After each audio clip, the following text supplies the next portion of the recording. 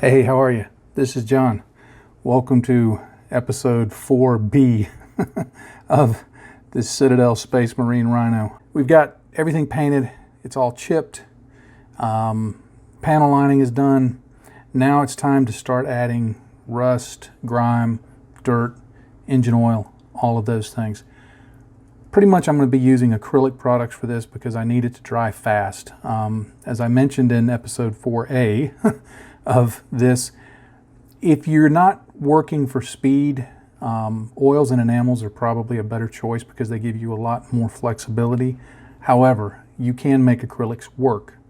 It takes a little practice, little knowing what their strengths are and what their weaknesses are and exploiting those to your advantage, but they can work. So for the most part, my plan is to employ all acrylics on this. I may at the very end apply a few oils when there's nothing left to go on top of them. Okay, the first thing that I'm going to do in continuing the weathering is I want to put on some rust effects. I'm going to use this Vallejo Model Wash Light Rust. I like this because it looks rust-y when finished. They have this dark rust. I've made use of it a couple of times, but it always ends up looking more like barbecue sauce that's been spilled on the model instead of actual rust. So I'm going to go with this light rust because it goes on fairly bright, but once it dries out, it's fairly transparent and leaves a good brownish, orangish rust look to it. Okay, I've got the light rust in my palette here, and I'm using it neat. I haven't thinned it at all. And what I want to do is just go over and apply it roughly around the areas where I did the heavier brown chipping. Now you'll notice that I'm not being real precise about it. I'm just kind of putting it on those areas because these are areas that have received a lot of damage. So I really want to sell the fact that they've rusted. Not every scratch needs to have rust because not every scratch down to the bare metal is new. It may not have had time to, but my assumption is these areas would rust fairly because they would have had paint chipped off for a while. They would be fairly rusty. Same way with these steps here. And then I'm just going to pick some other areas that I'll, in my mind, say had been there for a while. And if you get it outside of the brown chipping area, that's fine. That's just because rust, if you've ever looked at a rust stain, you know it runs. So working outside of that is fine. Another thing I like to do, and this is a bit contrived, but I'll just like the way it looks, is I do a little streak of rust below each bolt. I do that on most of my Warhammer kits, not all of them, but most of them.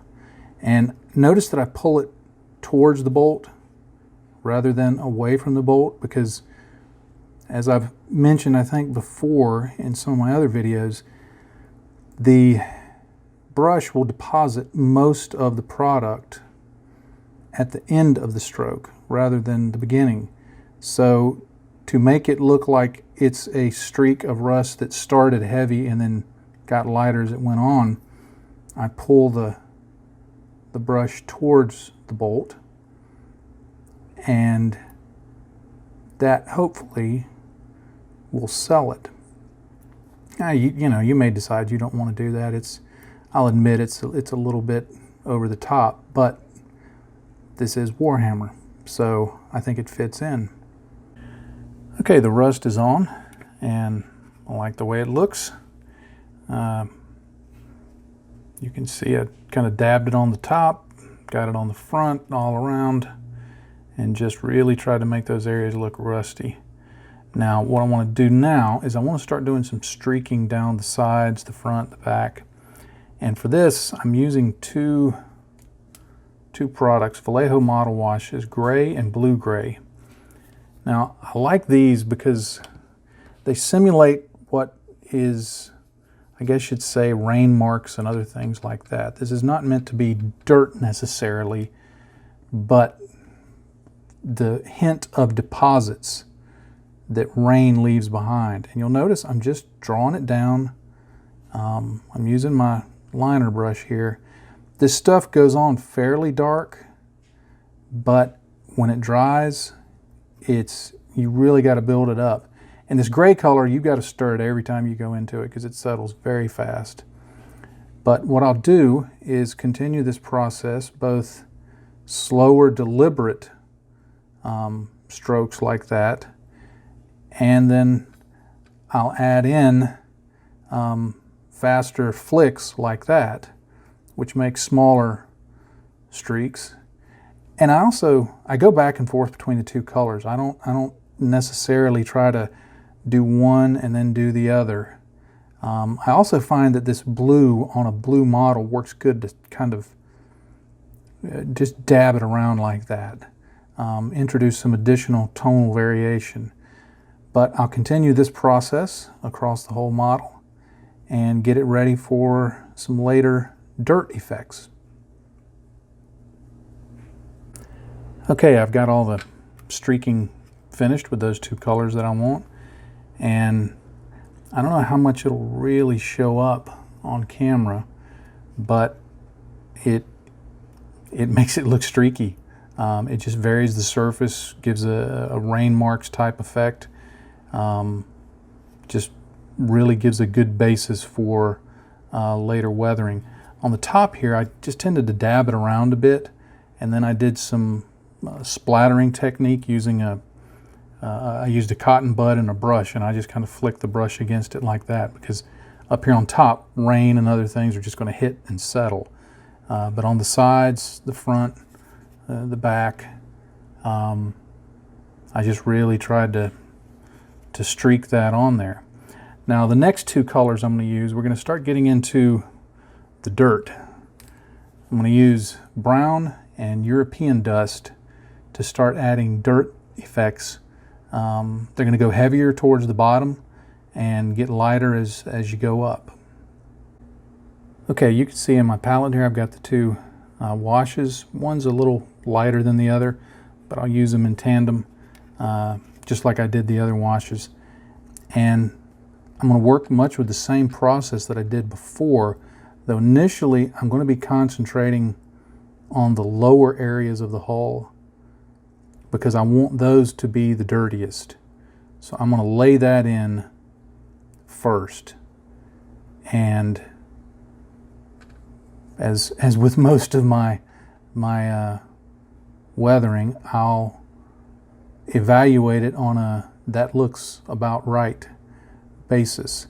I know when I start, I know a general look that I want, but I like the serendipity of just kind of letting the weather develop it. Let me start that over. Letting the weathering develop itself, because it's I don't know that I can't. It's not the right way to do it. I think it's just, for me, it's a fun way to do it. So that's what I'm going to do. I'm going to continue putting these streaks on like this around the lower part of the hull and build that up pretty much to almost to the final level I want. And then I'll add some further up based on how much is down there, so that it's a gradual build up towards the bottom, and that just lets me gauge how much I need to add going up. All right, I have the lower part of the hull to the dirtiness that I want, I guess you'd say. So now that I have that, I'm able to judge how much more I want to add further up. So I'll continue to do some streaks like that, just in a fairly random fashion, to kind of suggest mud splashing up and then running down. But I don't want to take it all the way up the hull. So by having that established down here, it kind of sets the pattern for how much I need further up. All right, the mud and dirt basing is on. Got that all around the model. Some of it's still even drying. You can probably see that it's wet there. but I like how that turned out. That's exactly what I was going for. Now, the next thing I need to do is prepare to get the tracks on. To do that, I'm going to use a mix of the wash that I was just using and these Vallejo pigments. I'm going to use burnt umber because I want to have some of that wash that has some texture to it. So I'm going to dump some of my pigments in here, and what I'm trying to get is a very goopy paste of the pigments and the wash together, because the next thing, just before I put on the tracks, I want to really dirty up these road wheels.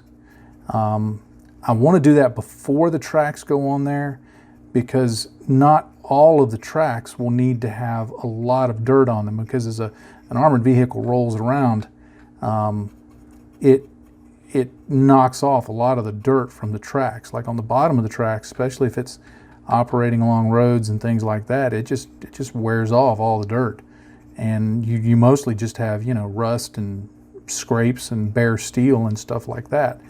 So I want to get some of this texture on here a little heavier onto the road wheels before I get the tracks on. All right, with those mud effects applied along the lower part of the hull here and into the road wheels, I'm ready to put on the tracks. Now, Citadel makes these tracks. They're very easy to use. They're, you know, single piece kind of things, and you put one strip along the bottom, and then you use these single ones to kind of go around the wheel, and then there's another multi-part section that goes there, and you eventually just kind of stitch them together until they form one unit. So I'm going to get those glued on there and then continue adding some mud and dirt so that it'll all be unified together. Okay, the tracks are on and it's starting to look complete. I had already weathered these ahead of time, so they were pretty much ready to go. What I want to do now is just go back with the brown wash, and this time I'm going to use a larger brush, but all I want to do is just paint some of it on the track and the road wheels, just to kind of unify it all together in terms of color. The tracks are going to be kind of self-cleaning as they roll along, but they will pick up, of course, dirt and mud and things like that. So I just want to give them a little more of a dirty look than they had before, because at the time that I did the tracks, I really hadn't fully decided how I wanted to finish the model, whether I wanted it to be more of a European type climate, you know, with more mud and things like that, like in World War II, or if I wanted to have it more of a desert kind of climate so that it would be more dry. I kind of settled on the more muddy finish, obviously, but putting it on like this will help just kind of bring all of it together. And I'm not being neat or fussy about it. I'm just slapping it on, and I'll give that a few minutes to dry. I'll probably hit it with my hair dryer and see how that looks. Okay, I added the dirt, mud around the tracks, and they're looking like the rest of it now. What I want to do next, these little tread pieces that stick up, the little kind of L shape right here. I don't know if that'll show up on camera, but that little L shape right there, the little tracks, that's the part that actually makes contact with the ground. That will remain pretty clean. So what I want to do is come in with this graphite pencil. It's all just one big hunk of pencil lead. And I'm going to draw on, I'm going to just color it on just those raised surfaces like that. And then what I'll do, after I get some of that on there, is I'll get this handy dandy thing with rubber tips, whatever the heck it's called, and I'll rub it over that, and that'll polish it up a bit and make that stand out among the mud so that it shines. And I'll just do that on, I'm just going to do it on these pieces that can actually be seen. I'm not going to do it along the whole bottom. That's just a little excessive, but I'll get that done, and it'll make them look, it'll help the mud show up a little better, and it'll also make this look like it's, you know, been actively rolling around on streets and things like that. That's going to clean off those areas as it rolls along. All right, the next thing I want to do is add some oil stains. I'm going to use this Vallejo engine weathering effects oil stains, and got a little stirring ball in there, one of Mig Jimenez's stirring balls. And I'm going to use my liner brush again, making good use of that. And what I'm going to do is just imagine that this thing right here is what that return roller goes around, and that's going to cause some grease stains. And so I'm just going to put some grease there and here, and then of course do it on the other side, just to give a hint to some mechanical goings on. And you can use this just about anywhere. You know, you can decide that there needs to be a streak right here down from this little door because there's something oily going on there. And maybe it just happens there, not on the other side. So sometimes weathering is what you want it to be. Up here, there is something that I'm going to imagine is the fuel filler cap. And so I'm going to just put a big old blob of it right there. Then come back in with my brush and dab it out a little bit, but spread it around, let that settle down, because I want a big stain there. And I'm going to imagine that it goes over here to this side a little bit and goes over there, and it got all up in here because of a careless crewman. Not that I would have ever done that in my days in the Army. But now we've got a nice little stain going on there.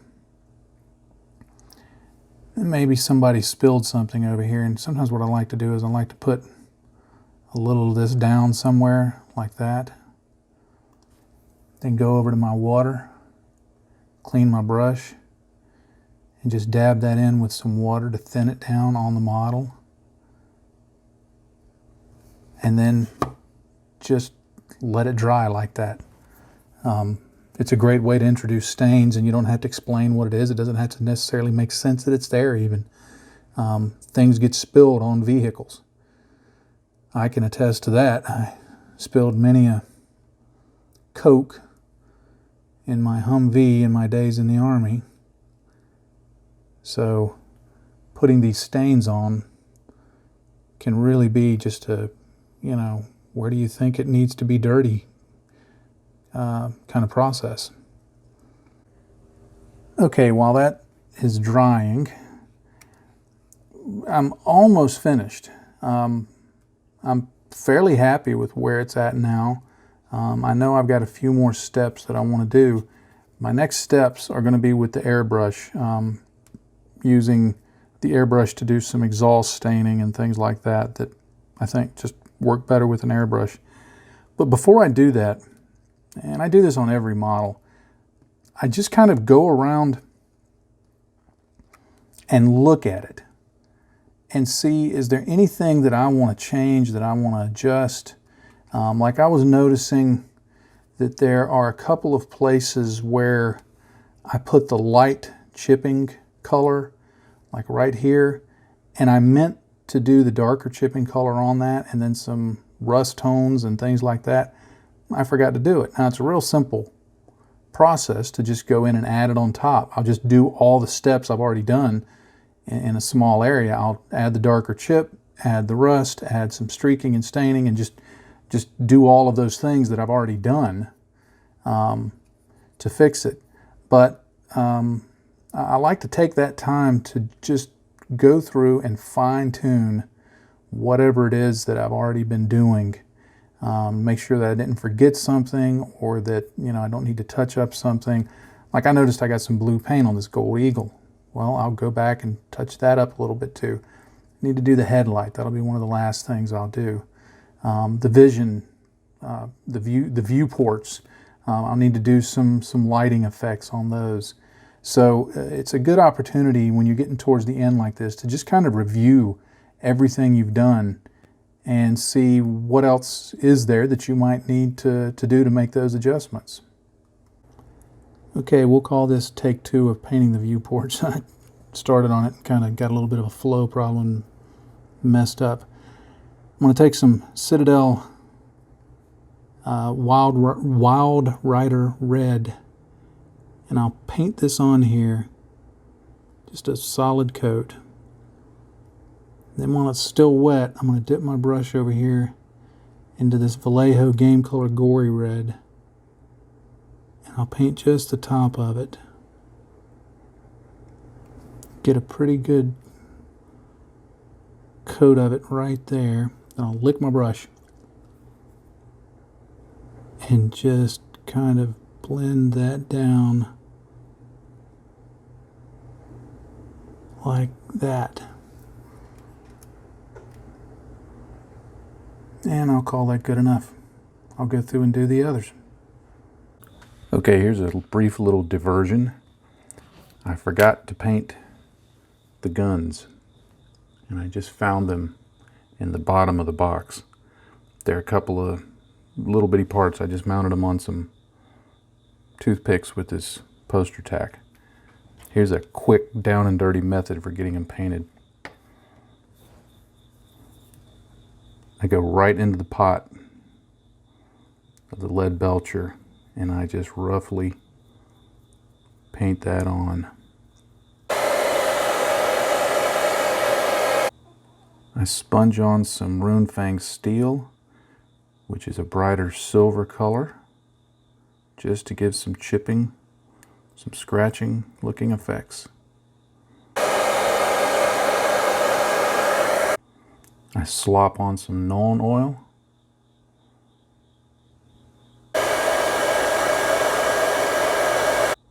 I paint in the ammo boxes with a little bit of Vallejo black gray, and I make sure to leave just a touch of the edge silver. I paint just a touch of Balthazar gold to the shell casings. I paint the little winged skull with Screaming Skull, ironically. I give just a light touch of Agrax Earthshade.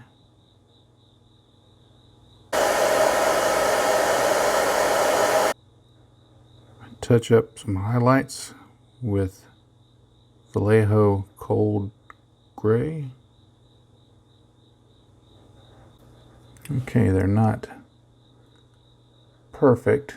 I hope that's in focus, but in less than 5 minutes real time, filming this added time to it, but in less than 5 minutes real time, I've got some half decent guns going on there. Okay, the Rhino is looking pretty much like I want it. It's very heavily weathered, which is what I wanted to achieve. I've got mud, I've got rust, I've got dirt, I've got streaks, I've got chipping. It's pretty much all there. So I'm really happy with how this is turning out. Final step is, and I'll do this off camera just for practical logistical reasons, is I need to add some exhaust stainings around the exhausts and here, and maybe just a few other areas just to add in some additional streaks and stuff. For that, I use a mix of 2 parts XF69 NATO Black from Tamiya and 1 part XF9 Whole Red, which makes really a nice, wonderful, smoky color. I like it better than Tamiya's smoke. I just like it better. I heavily thin it with alcohol so that I can airbrush it on and build it up slowly, because the evaporation rate of the alcohol is so high that you don't have to worry about runs as much and things like that. So anyway, I'll go do that and get the guns mounted on and show that to you. All right, I have finished the exhaust staining. I put that on there, put some right there, did it on the sides here where those vents are, and I went ahead and gave it a matte coat. I added some gloss to the vision ports. It's not super shiny, and I want it a little shinier than that, so I may go back and add some more later on after it dries. But overall, I am really happy with how this turned out. I wanted over the top dirty, and I think I got over the top dirty. I'm no armor modeler, so I would not hold it up as, something to compare to, people who really know what they're doing when it comes to armor. But I'm pretty happy with that. I rarely get to the end of a build and think, yeah, I like that, and I like this. So if you haven't built, even if you don't play the game, Citadel kits are a lot of fun. You can bring your traditional modeling techniques to it, but because it's an over-the-top sci-fi tabletop game, you can just go whole hog with it, go all out, do whatever colors you want. You don't have to do anything canon. And there's some pretty spectacular designs, and they're designed to make painting and dry brushing and all the little greeblies and things that stick up. I mean, they're just loaded with those, so it makes it a lot of fun. So even if you don't play the game, and again, I don't, but I build them all the time, they are quite fun. Okay, well, that's going to wrap up this Patreon exclusive build, and I thank you so much for taking the time to watch this. I hope you've enjoyed it. I hope through the course of this build, I've passed along some information that may help you in your own modeling, or at the very least giving you something to enjoy when you're sipping your coffee in the evening or something like that, or sitting on the can watching your cell phone, wherever you choose to watch it. So I hope you've enjoyed it wherever it's been. I've certainly enjoyed it, and I plan to do another one of these Warhammer builds sometime in the future for video, because they're just so fun. Thank you so much for being a patron, for supporting my work. It supports not only my work, but it truly supports me and my family too, because this is something I have to do in order to be able to do all of this. Otherwise, we wouldn't be able to support it, and I'd have to use, frankly, money we don't have to do this. So it's really, really appreciated. Thank you so much. And with all of that said, happy day to you, friends. Bye-bye.